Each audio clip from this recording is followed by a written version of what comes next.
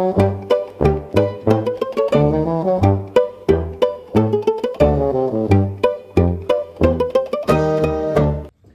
uşaqlar. Bugün bizim bədii təfəkkürün inkişafı məşğələmizdir. Mövzumuz isə Əlcək nağılıdır. Ukrayna xalq nağılı. İndi isə diqqətiniz səhnəmizə. Başlayaq uşaqlar. Biri var idi, biri yox idi. Günlərin bir günündə ovçu meşəyə ov olmağa gedir. Əlcəyini salır, meşədə itirir. Kənardan bir qaçağan siçan keçirdi. Ay, üşüdüm, ay mən üşüyürəm, ay mən neyim üşüyürəm. Ay, bu əlcəkdir ki. Görürsən əlcəyin içində kimsə yaşayır. Kimsə var əlcəyin içində. Yox, səs gəlmədi. Ses gedim, girim əlcəyin içində yaşayıb üşüyürəm. Ay, ay canım qızdı, ay canım qızdı. Of. Siçan daxmanın içində yaşamağa başladı. Kənardan bir qurbağa qaça gəldi.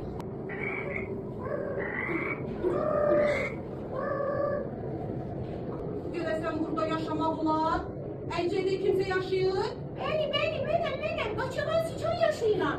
Olar, mən də sizinlə birlikdə yaşayım. Əlbəttə olar. Gel beraber isinərik.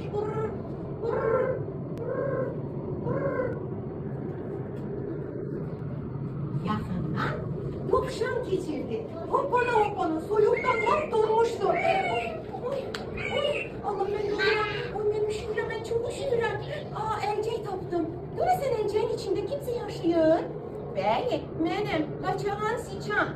Mən isə qurbağa. Mən də boz dovşanam. Çox üşüyürəm. Olar sizinlə beraber yaşayım. Dostlar. Olar. Üç heyvan, siçan, qurbağa və dovşan mehriban yaşamağa başladılar. Yaxınlıqdan bir tülkü keçirdi.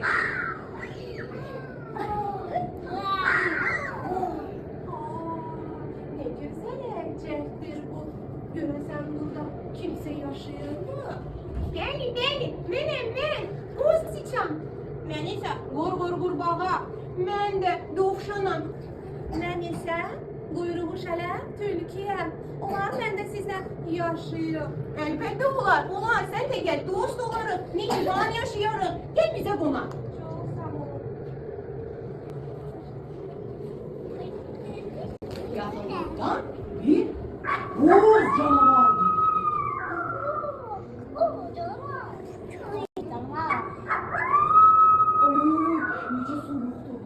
necə soyuqdur, üşüyürəm. Ne güzel əlcəkdir burada. Görsən kimsə yaşayır əlcəyin içində. Var əlcəyin içində yaşayan. Bəli, mənəm qaçağan siçanam. Mən isə qurbağa. Mən isə dovşanam. Mən isə quyruğu şələm, tülküyəm. Mən də gözləri yanar boz canavaram. Dostlar, çox üşüyürəm. İcazə verin sizlə yaşayayım mən. Olar? Əlbəttə olar. Gəl, beraber yaşayarıq, dost olarıq. Heyvanlar birbiriyle dost olup birlikte yaşamaya başladılar. Bir ayı geçirdi. Yaman soyuqdur, üşüyürəm. Görəsən bu əlcəkdə yaşaya bilərəm. Əlcəkdə yaşayan var mı? Bəli, var. Mənəm qaçağan siçanam. Mən də qurbağa. Mən də dovşanam. Mən də quyruğu şələm, tülküyəm. Mən də gözləri yanar boz canavaram.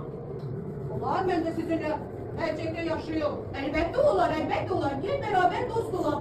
Ama ayı, ballı ayı, sen bizim əlcəyimizi uçurarsan sen çok büyüksən. Sen çok iyikəsən. Siz narahat olmayın. Baxın, burada dam var. Mən damda da yaşayaram. Ay, damda yaşayarsan. Neynə, gel yaşayaq beraber. Gel. Yerləşdim mən də. Yok, ay, deyəsən əlcəyimiz yerlənir axı. Biz yaman yerlənirik. Uşaqlar, ayı heyvanların əlcəyini uçurdu. Heyvanlar qərara gəldilər ki, özlərinə möhkəm ev qursunlar və beraber yaşasınlar. Tülkü, dovşan, ayı, canavar, qurbağa, siçan hamısı əlbir olub özlərinə gözəl bir ev qurdular. Ve burada mehriban yaşamaya başladılar. Siz de bir olun, birlik olun ve her çetin işin ötesinden birlikte gelin. Burada nağılımız sona çatdı. Göydən 3 alma düştü. Biri nağıl danışanın, biri nağıl qəhrəmanlarının, biri də sizlərin uşaqlar. Nuş olsun. Gələn görüşlərə dək.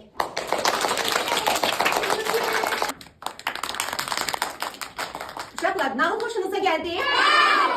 Nağılda neçə qəhrəmanla tanış oldu? Qaçağan, siçan. Qurqur, çəkgöz, dovşan. Quyruğu şələ, tülkü lələ. Gözləri yanar, boz canavar. Ayı, ballı dayı. Biz bu nağılda nə öyrəndik dostlar?